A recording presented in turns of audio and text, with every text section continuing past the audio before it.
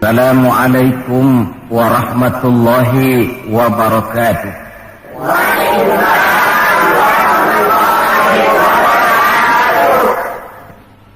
Bismillahirrahmanirrahim. Alhamdulillahi rabbil alamin. Wassalatu wassalamu ala asyrafil anbiya'i wal mursalin Sayyidina Muhammadin wa ala alihi wa ashabihil mujahidin at-tahirin, amma ba'du. Bapak-bapak, ibu-ibu, saudara-saudara, ma'asyiral muslimin rahimakumullah. Pertama, marilah kita memanjatkan puji dan syukur kehadirat Allah Subhanahu wa ta'ala yang atas izinnya saat ini kita dapat bertemu dan berkumpul bersama-sama dalam rangka memperingati maulid junjungan kita Nabi besar Muhammad sallallahu alaihi wasallam. Kita tahu bahwa sejarah sepanjang perjalanannya banyak mencatat orang-orang besar. Ada orang menjadi besar oleh karena pangkat, jabatan dan kekuasaannya. Apabila pangkat, jabatan dan kekuasaannya selesai, maka selesai kebesarannya sampai di situ. Ada orang menjadi besar oleh karena harta benda dan kekayaan yang dimilikinya. Bila satu saat ia jatuh bangkrut, tamatlah kebesarannya sampai di situ.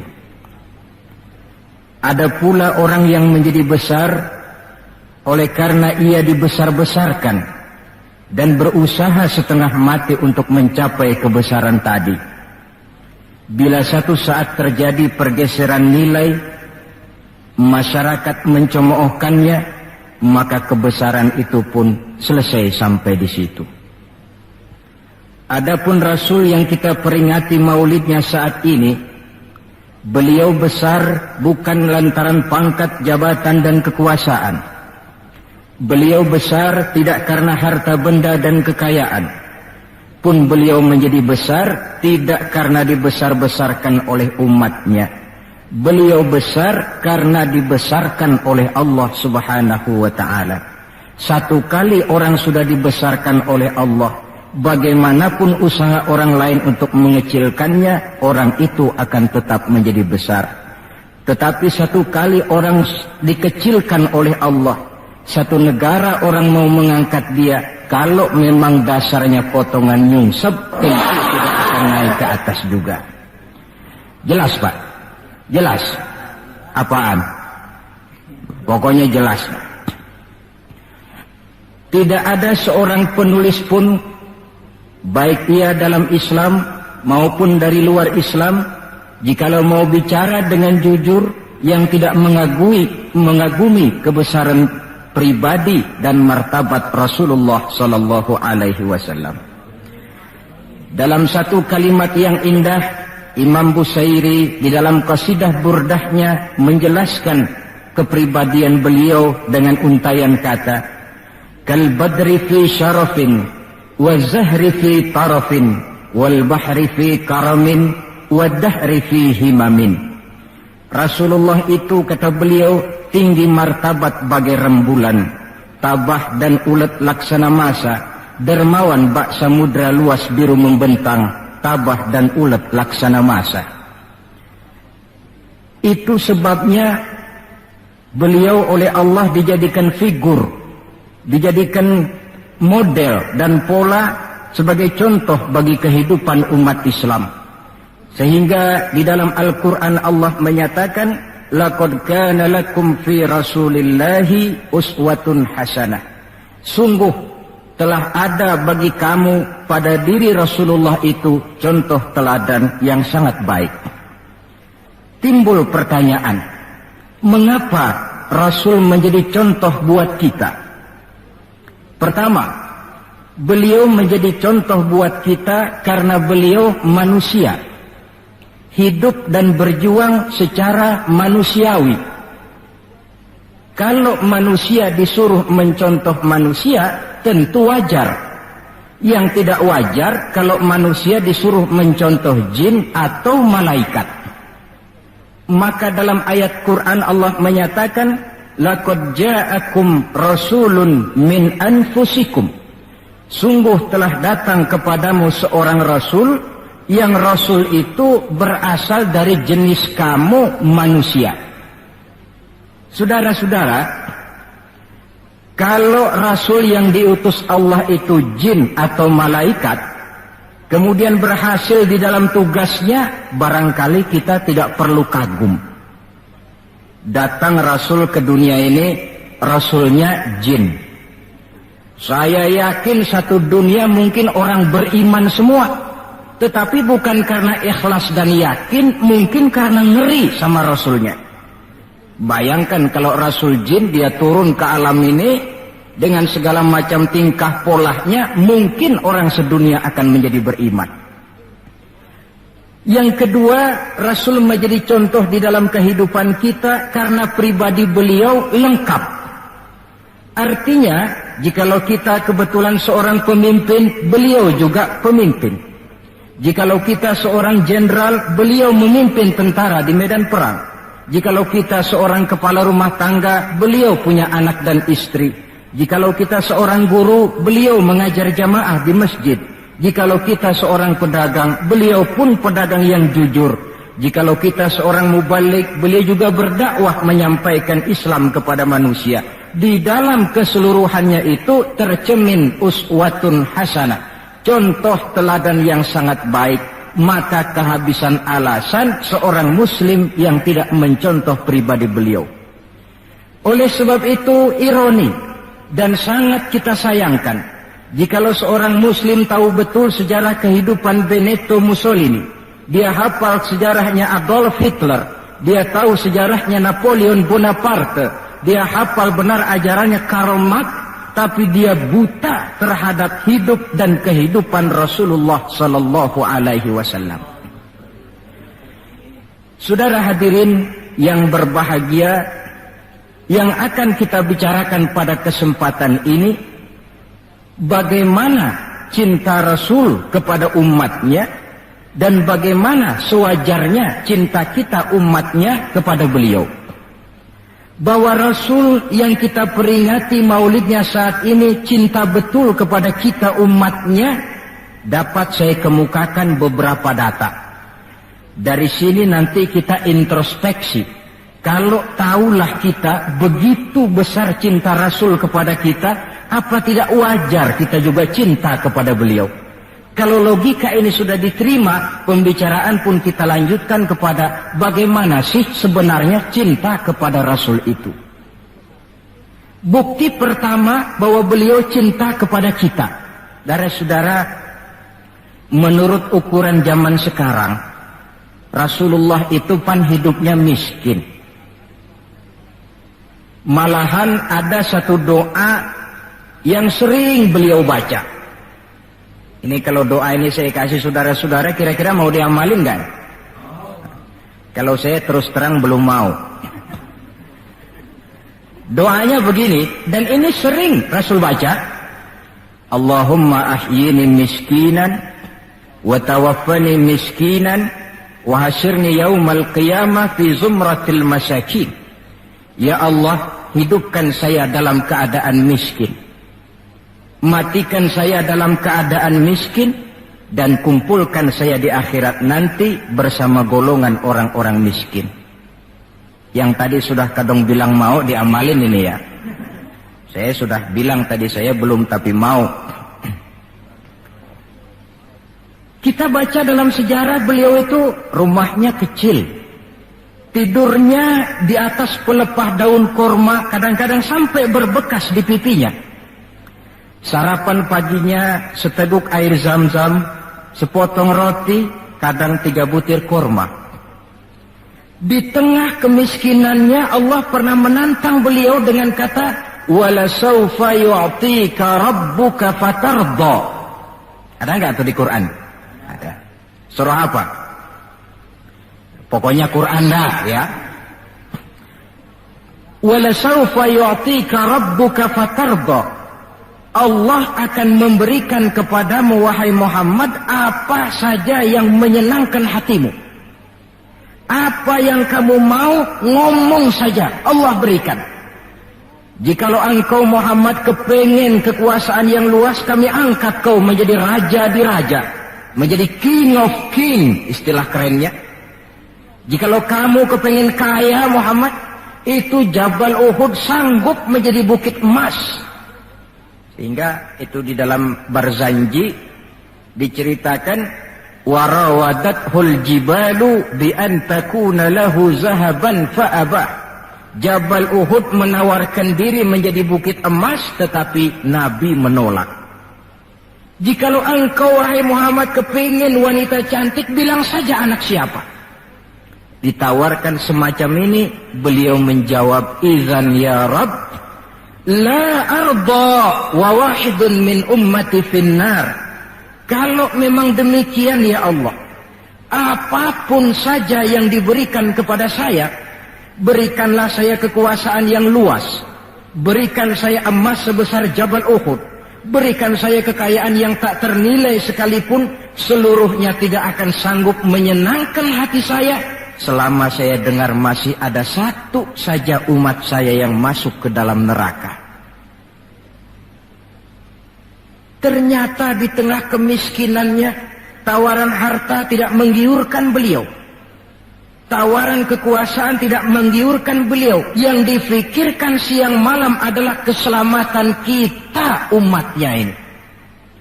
Cuma kadang-kadang kita umatnya yang dipikirin ini seperti pepatah, ada itu pepatah Prancis, balung-balung langka dagingnya, ditulung-tulung langka elinge. Ya, saudara tentu tahu artinya itu, tidak usah saya terjemahkan. Bukti pertama. Bukti yang kedua, ketika turun perintah hijrah, ketika itu posisi umat Islam di Mekah sudah sangat terpepet. Sebagian sahabat sudah mengusulkan, kita hijrah saja ya Rasul. Kata Rasul, sabar mas, hijrah sih hijrah, tapi ini komando belum turun. Sebab kita tahu kebijaksanaan, apapun yang beliau ambil tentu menunggu wahyu. Wa ma yantiqu 'anil hawa in huwa illa wahyu yuha. Nah, lantas ketika benar-benar turun itu perintah hijrah, beliau pidato di depan para sahabat, saudara-saudara, perintah hijrah sudah turun. Berangkatlah tuan-tuan lebih dulu ke Madinah. Lalu anda sendiri kapan ya Rasul? Saya belakangan. Kenapa mesti belakangan? Tuan-tuan harus tahu, yang dicari, yang dikejar-kejar, yang diancam akan dibunuh itu saya. Jikalau kita hijrah bersama-sama ke Madinah, kita akan dikejar-kejar terus. Tapi kalau tuan-tuan berangkat lebih dulu ke Madinah, sementara saya tetap berada di kota Mekah ini, tuan-tuan akan sampai ke kota Mekah dengan tenang dan selamat, sebab saya yang mereka cari masih tetap berada di kota Mekah. Keadaan begitu kritis, tapi umatnya dulu disuruh hijrah, beliau bertinggal di kota Mekah menghadang mara bahaya. Ini rupanya pemimpin lebih mementingkan keselamatan orang yang dipimpinnya daripada keselamatan dirinya sendiri. Enggak mentang-mentang turun perintah hijrah terus ngepak koper, udah ya gue duluan. Tidak, umatnya yang disuruh berangkat dulu, keselamatan umatnya yang dipikirkan, cintanya kepada umatnya. Bukti yang ketiga, saudara-saudara, bahwa Rasul cinta kepada kita. Dikala beliau akan datang ajal, hari Senin tanggal 12 Rabiul Awal seperti hari kelahirannya. Dikala itu sakit beliau sudah agak payah. Datang waktu subuh di Madinah ini, Bilal pun azan di masjid. Selesai azan, sebagian sahabat melakukan sholat sunnah qobliyah, lalu menunggu kedatangan baginda Rasul Sallallahu Alaihi Wasallam untuk mengimami sholat subuh. Lantaran ditunggu lama tidak datang, akhirnya Bilal diutus menjemput baginda Rasul. Ketika sampai di rumah, beliau berkata, Bilal, sakitku sudah agak payah ini. Rasa-rasanya tak kuat lagi aku jadi imam. Kau kembalilah ke masjid, sampaikan ini kepada semua sahabat dan minta kesediaan Abu Bakar menjadi imam. Bilal dengan muka sedih dan air mata berurai membasahi pipi, berangkatlah ke masjid. Saudara-saudara, baginda Rasul sudah tidak kuat lagi mengimami sholat. Beliau perintah Abu Bakar untuk menjadi imam. Kata Abu Bakar, saya tidak mau jadi imam kalau baginda Rasul masih hidup. Ini termasuk akhlak, etika para sahabat. Akhirnya satu masjid nangis semua. Sholat subuh belum nangis. Sampai tangisan itu kedengaran ke rumah Nabi. Beliau berkata kepada putrinya Fatimah, coba kau lihat kenapa orang di masjid nangis. Setelah Fatimah kembali lapor, Abah, mereka sedih karena sadar bahwa saat berpisah sudah hampir datang. Kalau begitu, suruhlah Bilal kemari. Datang Bilal, dipapah Rasul berangkat juga ke masjid mengimami sholat. Sholatnya ringkas karena beliau sakit. Dan memang beliau juga mengajarkan, idza amma ahadukumun nas falyukhaffif. Kalau kamu jadi imam, ringankan sholatmu. Kalau jadi imam jangan panjang-panjang. Sebab apa? Di belakang kamu yang jadi makmum itu orangnya tidak sama semua. Ada orang tua yang diri saja sudah payah. Ada orang yang punya penyakit darah tinggi, kalau sujud kelamaan kepalanya ngebet. Ada yang habis sholat janji mau terima duit, kakinya sudah gatal kepengen pulang. Kalau jadi imam jangan lama-lama, kata Rasul. Tetapi kalau kamu sholat sendirian, falyutawil masya'a, persilahkan sepanjang yang menurut kamu mau. Jangan mentang-mentang sudah dipilih jadi imam, overacting. Jadi imam sholat isya, rakaat pertama selesai Fatihah, surah Baqarah. Rakaat kedua selesai Fatihah, surah Yasin. Namanya makmum, tidak punya alternatif, tidak punya pilihan. Ikut sih ikut, tapi kan hatinya kan ngedumel. Paling sekali ini doang dah gua sembahyang di sini. Besok nggak bakalan gue balik lagi. Kenapa? Imam nggak tahu diri. Jadi bahasa lain, kalau dalam bahasa sosial ini, imam harus ngerti aspirasi makmum. Pemimpin mesti tahu kehendak orang yang dipimpinnya. Kalau tidak, yang akan timbul pasti partisipasi semu. Yang saya khawatir, kalau makmum dipaksa mengikuti maunya imam, yang akan makin subur ialah timbulnya mental-mental munafik. Manis jika berhadapan, balik belakang lain bicara. Pandai bermain minyak di atas air, tapi pada gilirannya menggunting dalam lipatan, menjegal kawan seiring. Sopannya kayak belangkon, depan rata, belakang ngepelin. Tentu kan tidak enak timbul partisipasi yang semacam ini. Selesai sholat, baginda Rasul bangun, lalu pidato singkat di depan para sahabat. Saudara-saudara, rasa-rasanya saat berpisah sudah akan datang. Lama kita bergaul, tentu sedikit banyak terjadi kesalahan yang saya lakukan. Maka barang siapa yang pernah saya pukul tanpa saya sengaja, balaslah sekarang. Barang siapa yang hartanya pernah saya ambil tanpa alasan yang hak, silahkan dia tuntut dari saya. Mana ada pemimpin menjelang wafat ini minta dipukul oleh umatnya. Hening suasana, sahabat terfekur semua, berurai air mata. Di dalam keheningan yang demikian rupa, tiba-tiba seorang sahabat bangkit. Saya ya Rasul. Ada apa? Sahabat itu namanya Sawad, sesuai dengan namanya, orangnya rada hitam. Ya Rasul, dalam satu peperangan, Tuan mau mecut onta. Tuan sih mungkin nggak lihat bahwa saya di belakang onta itu. Saya kena pecut. Jadi bagaimana? Ya saya nuntut balas dong. Ini sahabat yang lain jengkel nih, sawat gila juga. Orang sudah mau berpisah begini masih nuntut balas. Baik sawat, Umar tolong ambilkan cambuk. Sayyidina Umar sambil nyerahin cambuk. Sawat, kalau bahasa kita buat talangin aja dah. Gak usah Rasul, saya saja yang kau cambuk. Kata Nabi Umar, biar dia kena cambuk saya, biar dia balas saya. Silakan sawat. Ya Rasul, apalagi? Waktu saya kena cambuk tuan, saya nggak pakai baju. Jadi biar seri dong. Tuan buka-bukalah baju tuan. Baik, Rasul buka bajunya.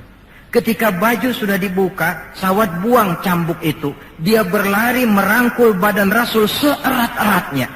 Sampai sebagian sahabat makin bingung. Ini apa maunya sawat? Ya Rasulullah, saya tahu sebentar lagi kita akan berpisah. Saya tidak tahu apa di akhirat nanti kita bisa kumpul. Kalau saya untung masuk surga, mungkin kelas saya di surga lain dengan kelas tuan. Itu kalau saya ke surga. Kalau saya nggak ke surga, sudah terang kita nggak akan ketemu. Maka sebelum saya berpisah dengan tuan, saya kepengen kulit badan saya yang hina ini bersentuhan dengan kulit badan tuan yang mulia. Kalau saya nggak akal-akalin begitu, tuan nggak bakalan buka baju katanya. Oh, rupanya itu yang dimaui sawat. Sehingga Rasul dalam keharuannya beliau berkata, siapa yang ingin melihat contoh salah seorang penduduk sorga, lihatlah sawat ini, karena dia cinta benar kepada saya. Setelah itu beliau kembali ke rumahnya, berkata kepada putrinya Fatimah, kalau ada tamu bilang Abah sudah tidak bisa terima tamu. Baik Abah. Sementara Allah memerintahkan malaikat maut datang. Malaikat maut turun kau ke alam, ambil roh kekasihku Muhammad. Turun malaikat maut dalam bentuk manusia. Ketuk pintu, keluarlah Fatimah putri baginda Nabi. Tuan, maaf saja, ayah tidak terima tamu. Katakan, saya yang datang. Melihat roman muka orang ini, Fatimah gemetar seluruh badannya, lalu kembali kepada ayahnya. Ayah, ada tamu. Saya bilang ayah tidak terima tamu. Dia malah berkata, katakan saya yang datang. Melihat roman mukanya, gemetar seluruh tubuh saya. Hebat orang ini. Siapa sih ayah? Baginda senyum. Fatimah, kau tahu siapa yang datang? Tidak tahu ayah. Yang datang itu Fat, hadimul lazzat wa qati'us syahawat. Yang datang itu Fat, dialah yang menghancurkan seluruh kesenangan dunia. Dia yang memisahkan kita dengan semua yang kita cintai.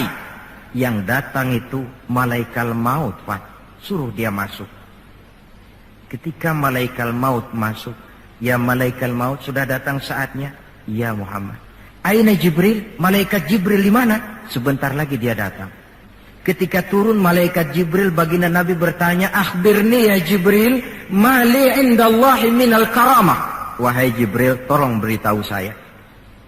Kalau sebentar saya menghadap Allah, kehormatan apa yang diberikan Allah kepada saya? Tidak usah khawatir Muhammad, kata malaikat Jibril. Inna abwabas sama qad futihat, wal malaikatu saffu sufufan yantaziruna li ruhik. Pintu langit sudah dibuka. Malaikat sudah berbaris menunggu kedatangan rohmu yang suci. Alhamdulillah. Kalau itu saya ya? Iya. Kalau umat saya bagaimana Jibril? Umat saya. Umatmu, iya. Umatmu juga jangan khawatir Muhammad. Allah sudah memberikan fasilitas, kata Allah, inni haramtul jannata ala sairil umam hatta tadkhulaha ummatuka. Surga ku haramkan buat seluruh umat, kecuali kalau umatmu Muhammad sudah masuk ke dalamnya. Ini fasilitas. Jadi sungguh pun kita umat terbelakang menurut abjad, tapi disuruh diberi fasilitas masuk surga lebih dahulu ketimbang umat-umat yang lain.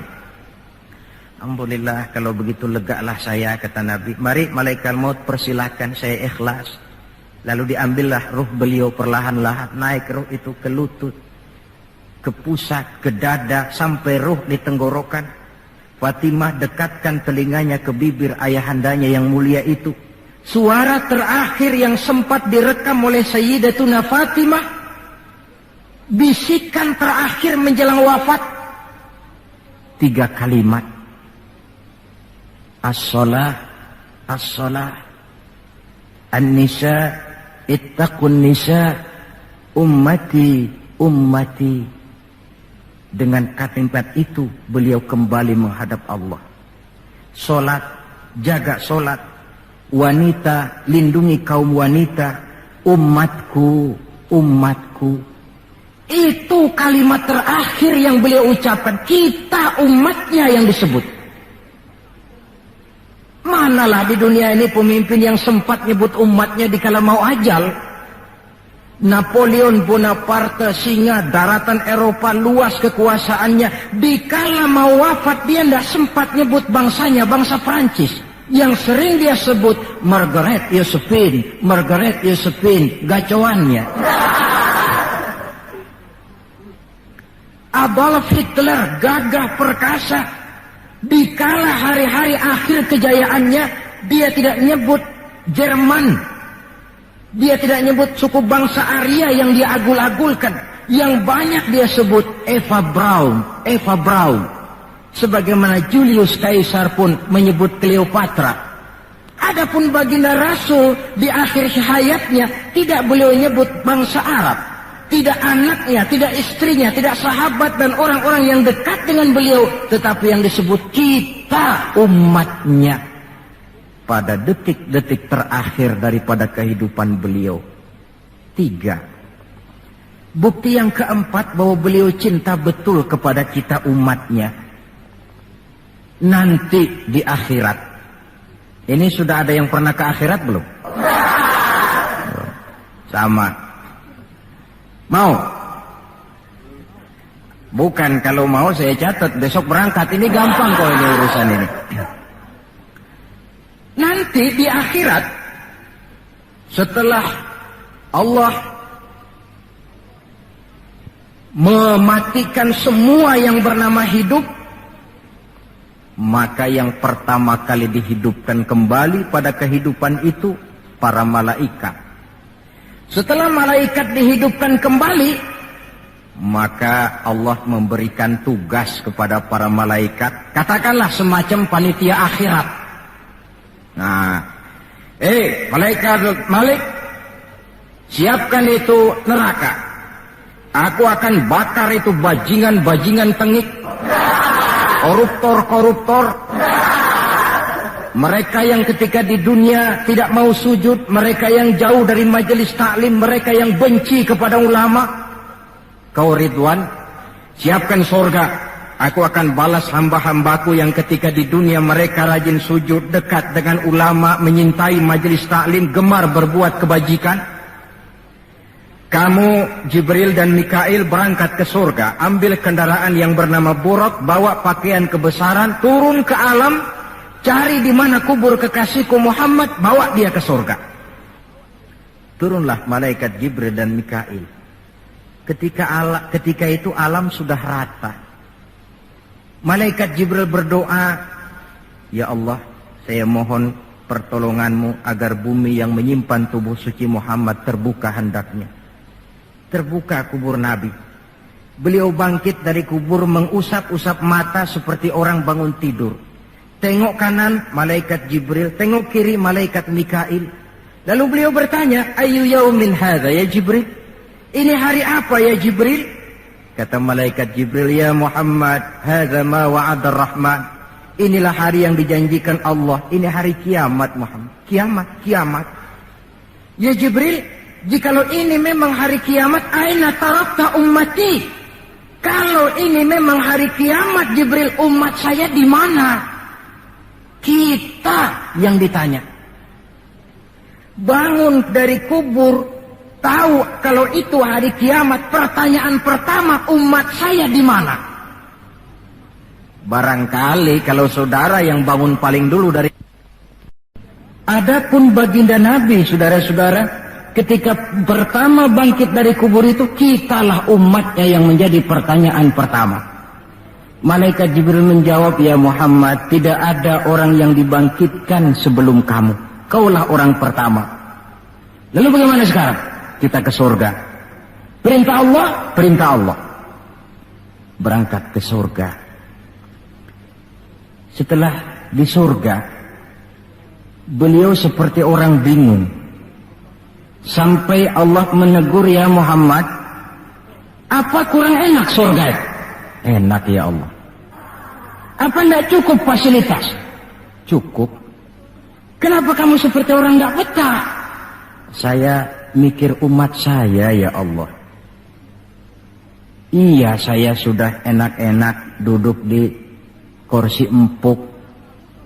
Umat saya bagaimana umat saya? Jadi mau kamu bagaimana? Saya minta izin ya Allah, mau keluar dulu, mau tengok saya punya umat. Sudah di surga, permisi keluar mau tengokin umatnya. Dikala kita umatnya lewat di atas sirat, beliau angkat kedua tangan seraya berdoa, Allahumma sallim sallim. Ya Allah, selamatkan umatku yang sedang lewat di atas sirat, selamatkan ya Allah.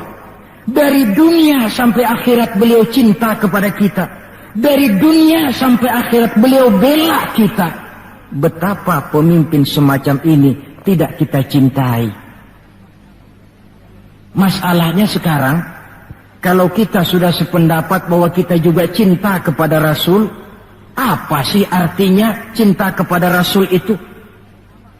Hadirin, pertama, man ahabba syai'an aktsara min dzikrihi. Siapa yang cinta sesuatu, dia tentu banyak menyebut yang dia cintai. Ini tandanya orang cinta, banyak nyebutin.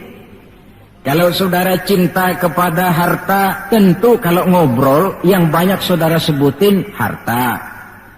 Kalau saudara lagi ngobyek tanah, seneng cinta sama tanah, asal ngobrol di warung mesti tanah yang dimeterin. Walaupun tanah orang.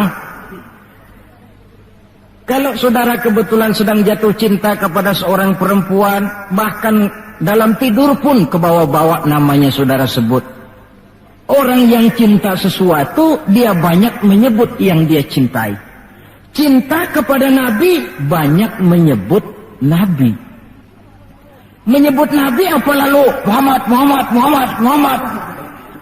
Tentu bukan. Sebab kita tahu dalam kehidupan sehari-hari saja kita punya tata krama. Gubernur lewat, tentu tidak berani kita secara langsung menyebut namanya. Mesti kita berkata, itu ada Bapak Gubernur lewat. Kita sebutlah predikatnya. Itu ada Bapak Menteri lewat. Itu kepada pejabat. Entahlah pula kepada seorang junjungan alam. Banyak menyebut Nabi artinya banyak membaca sholawat kepada beliau. Sekurang-kurangnya Allahumma sholli ala Sayyidina Muhammad wa ala ali Sayyidina Muhammad. Satu. Yang kedua, orang yang cinta kepada sesuatu biasanya menjaga, memelihara warisannya. Kita punya orang tua meninggal dunia, ada warisannya, tentu kita jaga sebaik-baiknya. Sudahlah, nggak bisa nambahin, sekurang-kurangnya nggak jualin melulu. Jikalau Rasul meninggalkan kita, jelas beliau tidak meninggalkan harta, beliau tidak meninggalkan kebun, pabrik, tanah dan sebagainya. Tapi beliau meninggalkan warisan kepada kita untuk kita jaga, kita pelihara bersama. Apa yang warisan yang beliau tinggalkan? Prinsipnya 3. Yang kedua terdapat dalam hadis, taraktu fikum amrain lan tadillu ma in tamassaktum bihima abada, kitab Allah wa sunnata rasulih. Aku tinggalkan kepadamu 2 perkara yang jikalau kamu mau berpegang teguh kepada keduanya, kau tidak akan sesat untuk selamanya. Quran dan sunnah Rasul. 2. Warisan yang ketiga dalam hadis, al-ulama warasatul anbiya. Ulama adalah ahli waris Nabi. Kalau demikian, maka warisan Nabi itu 3. Quran, sunnah, ulama. Inilah warisan yang perlu kita jaga, warisan yang perlu kita pelihara, yang kita laksanakan dan terjemahkan di dalam kehidupan kita. Mari kita lihat. Warisan pertama, Quran. Kitab suci bagi kita umat Islam. Bagaimana cara kita memelihara warisan yang namanya Quran ini? Pertama, usahakanlah agar membaca Quran menjadi salah satu hobi di dalam kehidupan kita. Kata Nabi, innal ladzi laisa fi jawfihi syai'un minal Qur'an kal bait. Orang yang dari tenggorokannya tidak pernah keluar ayat Quran barang sepotong pun, belum pernah ngaji barang seayat pun, itu orang kata Nabi kayak rumah kosong. Rumah biar bagus, potongan Spanyol, gede, mahal, kalau kosong kan angker. Kuntilanak, tuyul, memedik, betah di situ.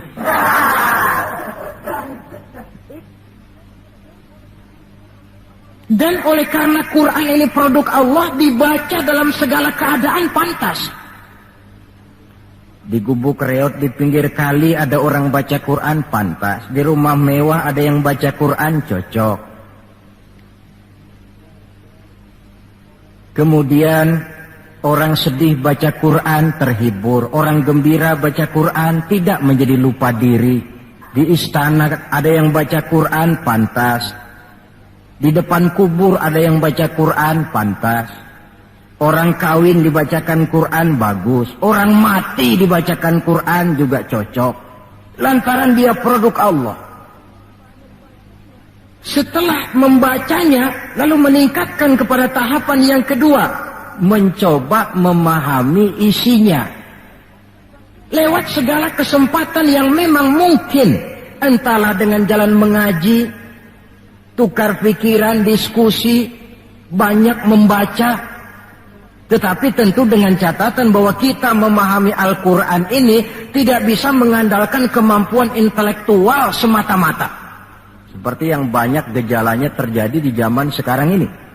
Di mana orang mencoba menggali hakikat Quran dengan mengandalkan kemampuan intelektualnya. Kadang-kadang bahasa Arab saja nggak ngerti. Dia gali Quran cuma sekedar lewat terjemahannya. Yang saya khawatir akan timbul kecenderungan di mana orang mikir dulu baru nyari ayat. Akhirnya ayat Quran dicocok-cocokin sama pikirannya. Bukan ada ayat dipikirin, tapi malah mikir dulu baru mencari ayat. Saudara hadirin, munculnya pesantren-pesantren kilat dalam upaya memahami Islam. Secara pribadi saya bersyukur, merasa gembira, tetapi yang saya sayangkan jikalau dengan pesantren kilat itu lalu merasa bahwa diri sudah cukup. Setelah nyantren 1 minggu pesantren kilat, keluar pesantren sudah kayak pendekar, ulama anu salah, kiai anu nggak bener, ustadz anu salah, semua ulama-ulama salah. Baru nyantren seminggu sudah semuanya salah.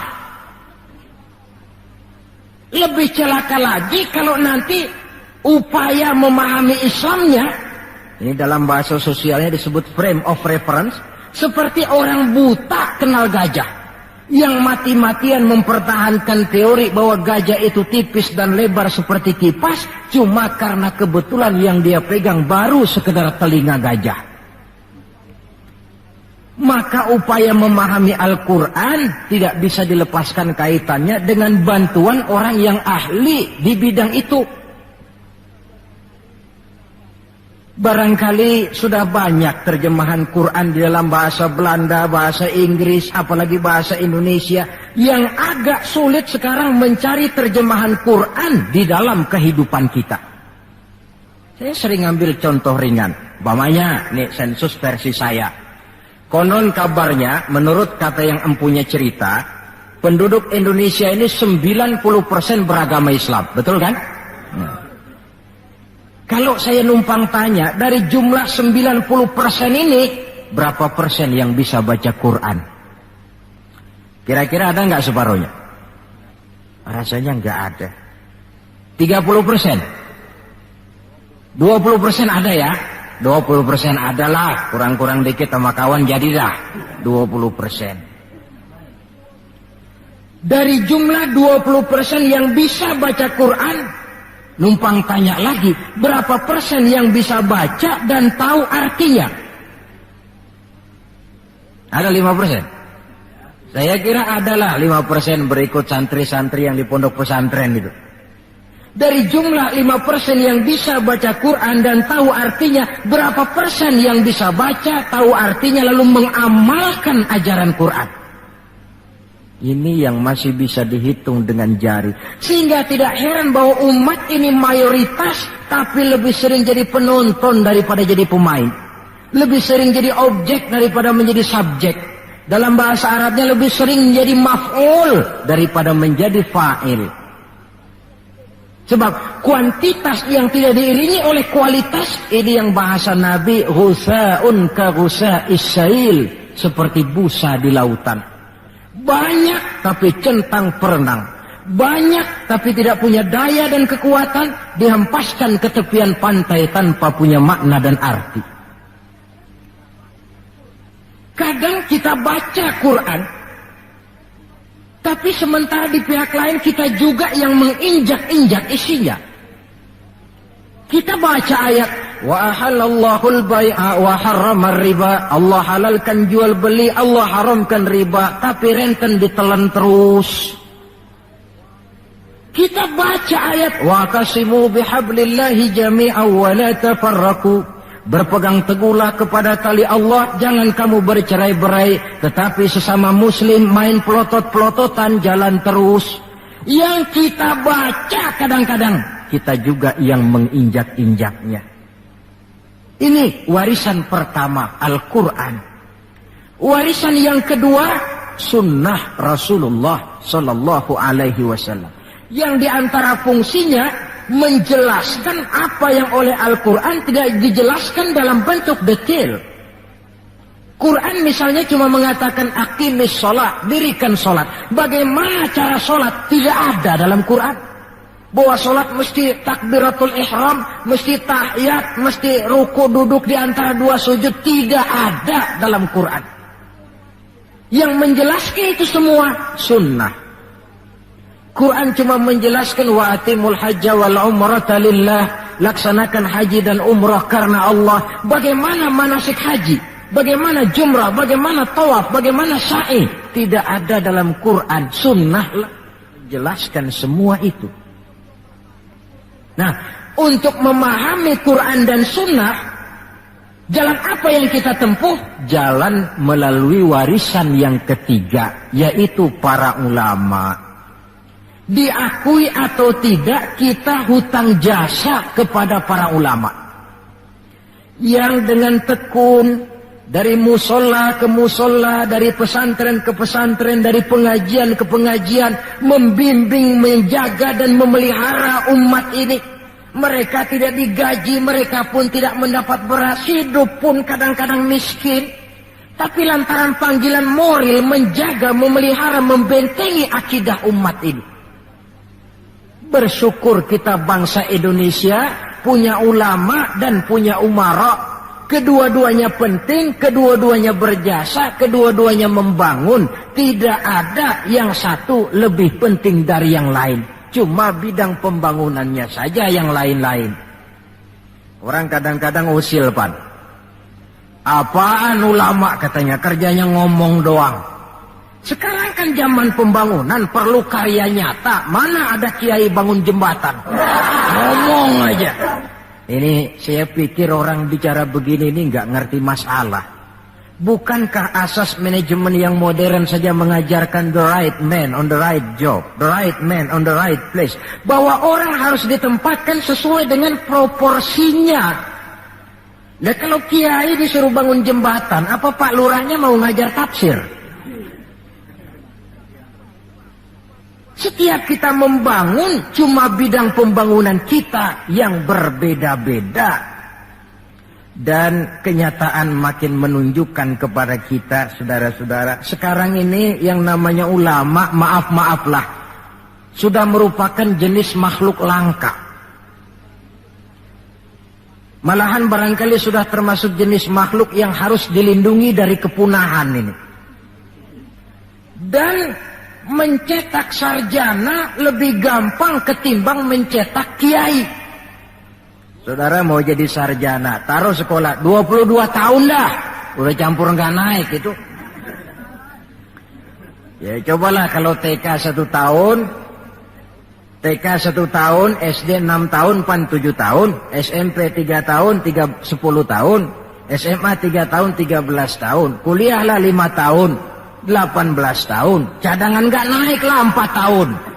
Masa dicadangin nggak 4 tahun nggak selesai, sarjana tinggal pilih. Tapi saudara ngaji dari kecil sampai 20-30 tahun belum tentu loh jadi kiai. Dan nggak bisa minta. Mas, gua kan ngaji melulu, panggil gua kiai, kenapa sih? Loh, kiai minta begini kan nggak bisa. Kalau ilmunya diakui, akhlaknya jadi contoh, perjuangannya diteladani, umat bersimpati, lalu masyarakat beramai-ramai secara praktis menyebutnya kiai. SK-nya itu di tangan umat. Oleh karena SK-nya di tangan umat, dia tidak kenal pensiun dan jam kerjanya pun 24 jam. Kapan umat perlukan, dia mesti berangkat. Yang saya khawatir, kelangkaan ulama ini menyebabkan terjadinya pergeseran nilai, dan ini pernah dianalisa oleh baginda Rasul sallallahu alaihi wasallam. Apa kata beliau? Inna min asyrati sa'ah, sesungguhnya di antara tanda-tanda kiamat. Nggak usah mikirin kiamat beneran dah, saya juga nggak pengen ngalamin. Kiamat mini, kiamat kecil-kecilan. Apa itu? Hancurnya sendi-sendi kehidupan sosial, maksiat merajalela, munkarat menjadi-jadi, yang benar jadi salah, yang salah dianggap benar, yang hak menjadi munkar, yang munkar dibilang hak. Kemakmuran cuma kata, keadilan cuma teori, hukum kayaknya cuma buat orang kecilan, orang gedean kagak mempan hukum. Padahal hukum kalau sudah pandang bulu terang, yang enak yang banyak bulunya. Siapa yang banyak bulunya? Monyet. Kalau hukum pandang bulu, monyet keenakan. Pergeseran nilai terjadi. Kiamat macam ini yang kadang-kadang kita temukan dalam kehidupan. Penyebabnya apa? Kata Nabi yang pertama, ayyurfa'al ilmu. Ilmu diangkat oleh Allah. Bagaimana cara Allah mengangkat ilmu dan apa maksudnya? Allah mengangkat ilmu pertama dengan jalan mematikan ulama. Makin banyak ulama wafat, makin banyak ilmu ditarik. Yang kedua, kurangnya minat orang belajar agama. Majelis taklim yang non formal atau yang formal seperti madrasah dan pesantren. Pikiran orang sudah pikiran perut. Sekolah sama dengan ijazah, ijazah sama dengan lapangan kerja. Dalam kondisi macam itu, madrasah mendapat perhatian sebelah mata. Maksudnya apa ilmu ditarik ini? Agama dikucilkan. Kalau 1-2 kali disebut-sebut agama, itu cuma alat pelengkap saja. Agama cuma pidato, agama cuma seminar, agama cuma kongres, agama cuma muktamar. Tapi bahwa agama jauh dari kehidupan sehari-hari, itu merupakan realita. Agama sudah tak ubahnya dengan daun pisang yang dikait di tepian jalan lantaran diri tak berpayung di ketika hari hujan. Dan manakala hujan usailah sudah, daun itu pun dicampakkan di tepi jalan, diinjak pula orang nan lalu. Dikala dilihat agama membawa untung, rame-rame teriak agama. Coba lihat tahun 65 begitu PKI meletus, wah rame-rame, banyak mobil-mobil mewah parkir di masjid. Begitu keadaan aman, cuman sepeda butut yang ketinggalan di depan masjid. Ini yang Allah jelaskan watak begini ini. Kullama adha'a lahum masyaw fih Wa idza azlama alaihim qamu, mentalitas munafik. Waktu terang mereka berangkat, waktu gelap mereka mandek. Ketika di Islam dilihat ada untungnya, rame-rame teriak Islam. Asal ada untungnya, Pak, saya Islam Pak, KTP saya aja Islam. Waktu ada untungnya. Tapi ketika diminta berjuang, dituntut berkorban, yang lain dulu dah, yang lain dulu. Nah, kalau ilmu sudah ditarik, timbul ekses berikutnya. Apa kata Nabi? Wa yuzharul jahlu, nampak kebodohan di mana-mana. Lantaran ulama tidak ada yang menjelaskan halal haram, hak batil, ma'ruf munkar, tidak ada. Orang hidup menurut seleranya, timbul permissive society. Terjadi pergeseran nilai. Akibatnya kata Nabi, wa yafshu zina wa yushrabal khamr. Maka zina pun dikerjakan terang-terangan. Arak jadi minuman kebanggaan. Sebagian anak muda belum bangga kalau belum bisa mabok. Yang nggak mabok dianggap kolot, kampungan lo. Bikin malu baru kena segelas sejodoh miring. Cengeng. Teman kita no hebat sampai nyungsep di comberan. Yang nyungsep hebat. Terjadi pergeseran nilai. Lantaran apa? Ilmu ditarik, ulama banyak wafat, minat orang belajar agama berkurang. Maka sekali lagi bersyukurlah kita, bangsa Indonesia, punya ulama dan punya umarok. 3 warisan Nabi yang perlu kita pelihara jikalau kita cinta kepada beliau. Quran, sunnah, dan ulama. Kemudian yang terakhir, orang yang cinta sesuatu, tentu dia mengikuti, mencontoh yang dia cintai. Jikalau kita cinta kepada baginda Nabi, sekurang-kurangnya kita mencontoh pola kehidupan beliau. Saudara remaja, cinta kepada Michael Jackson, umpamanya. Tentu lalu timbul gairah nyontoh. Ini Michael Jackson, bajunya potongannya bagaimana? Bikin. Kacamatanya model bagaimana? Beli. Rambutnya bagaimana? Oh, sebelah cukur, sebelah enggak. Bikin. Pokoknya pantas enggak pantas, nyontoh. Orang yang cinta sesuatu, dia contoh yang dia cintai. Jikalau kita cinta kepada baginda Nabi, pola kehidupan beliau pun kita perlu mencontohnya. Apa yang terpenting dalam kehidupan ini untuk kita jadikan contoh? 2 hal saja. Pertama, akhlak, dan yang kedua, ibadah. Kita tahu akhlak beliau bukan cuma manusia, Allah yang puji. Wa innaka la'ala khuluqin azim. Engkau wahai Muhammad benar-benar berada di atas budi pekerti yang sangat luhur. Kalau Allah saja sudah memuji, apalah artinya pujian kita manusia ini? Allah saja memuji beliau, apalah artinya pujian kita ini? Tidak cuma teman, lawan pun mengagumi ketinggian akhlaknya. Kalau orang berakhlak kepada teman barangkali masih wajar. Tapi berakhlak kepada musuh, ini yang tidak semua orang bisa. Pernah selesai sholat zuhur, beliau tidur di bawah pohon korma. Datang orang kafir namanya Da'sur menghunus pedang. Muhammad, kemarin banyak temanmu, boleh jadi kau bertingkah. Sekarang kau sendiri, kalau saya tebas batang lehermu, siapa yang akan tolong kamu? Dengan tenang beliau menjawab, Allah yang akan menolong saya. Kalimat Allah kalau diucapkan oleh orang yang jiwanya bersih, pengaruhnya lain. Da'sur gemetar seluruh badannya mendengar kalimat Allah. Keringat dingin bercucuran sampai tangan licin, pedang terlepas. Jatuh pedang itu diambil oleh Nabi. Kalau sekarang aku yang tebas batang lehermu Da'sur, siapa yang akan tolong kamu? Dalam gemetar dia bilang, enggak ada ya Rasul, kecuali kalau Anda mau memaafkan saya, maafin ya. Nabi menyerahkan pedang, bawa pulanglah kembali ke rumahmu. Jangan ulangi lagi perbuatan macam ini. Begitu mudah beliau memaafkan orang yang nyata-nyata mau menghabiskan nyawanya. Kita kadang persoalan yang sedikit saja marah suka berlaku perpanjangan waktu. Enggak cukup perpanjangan waktu, bisa ditambah perpanjangan generasi. Gara-gara jengkel sama bapaknya, anaknya kagak boleh main.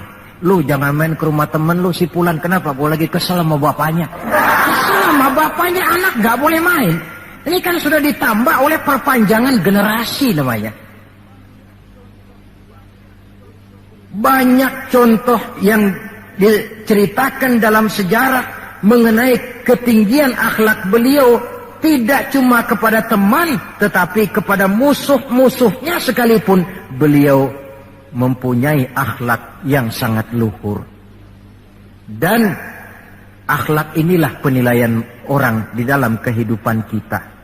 Seorang rendah yang akhlaknya tinggi jauh lebih baik daripada seorang besar dan tinggi, dalam arti entah jabatan, harta, kekuasaannya, tetapi berakhlak dan bermoral rendah. Dan jangan lupa, kehancuran suatu bangsa selalu dimulai dengan kehancuran moral daripada bangsa itu sendiri. Kita cukup prihatin yang hidup di abad 20 ini, insya Allah lah kita nggak akan mengalami banjir sebesar banjirnya Nabi Nuh. Tapi banjir abad ini polanya lain. Banjir maksiat dan munkarat.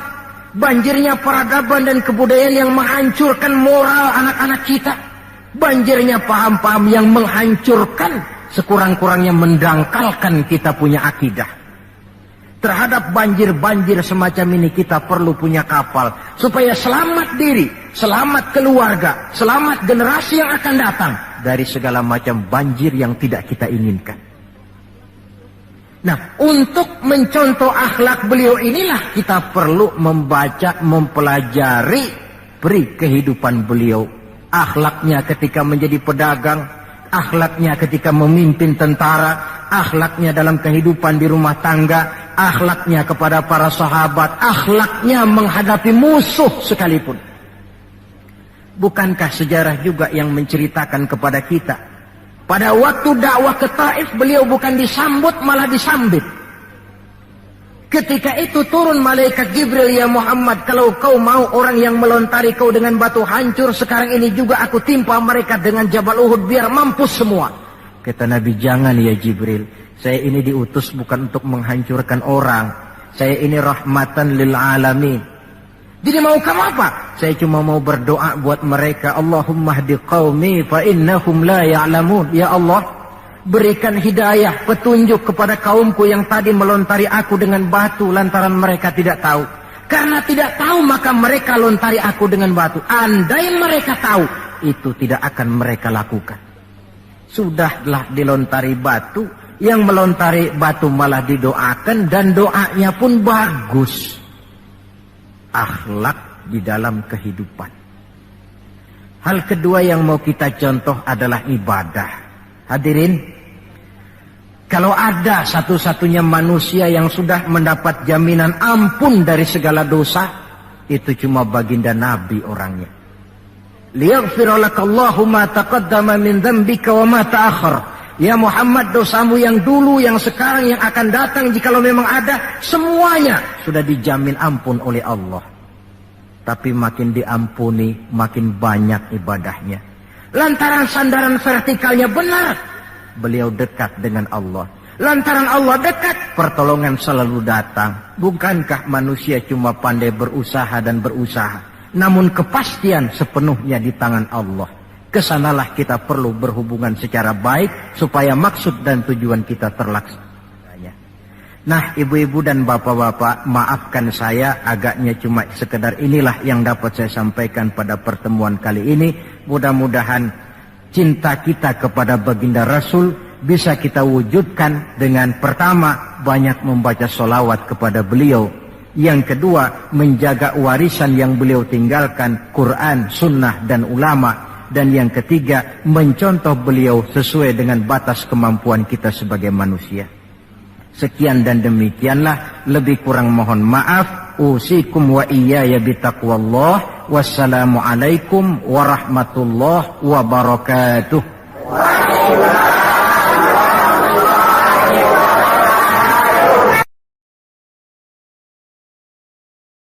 Jangan lupa share, like, komen, dan subscribe.